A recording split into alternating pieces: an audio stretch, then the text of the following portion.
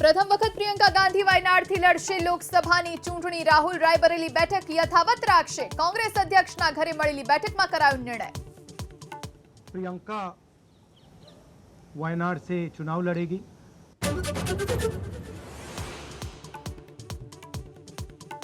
રાજ્યમાં સાંજે 6 વાગ્યા સુધીમાં 17 તાલુકામાં વરસાદ। બાબરામાં સૌથી વધુ 2 ઇંચ, ગારિયાધારમાં 1.25 ઇંચ, લીલિયા, ક્વાંટ અને નાંદોદમાં 1 ઇંચ વરસાદ।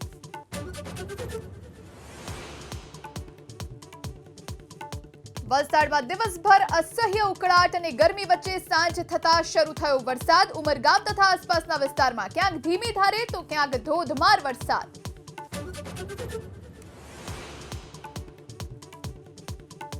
ગાંધીનગરના મેયર મુદ્દે મુખ્યમંત્રી નિવાસસ્થાને મંથન। મુખ્યમંત્રી ભૂપેન્દ્ર પટેલ, પ્રદેશ પ્રમુખ પાટીલ સહિતના પ્રદેશ પાર્લામેન્ટરી બોર્ડના હોદ્દેદારો મંથન બાદ નામ પર મારશે મહોર।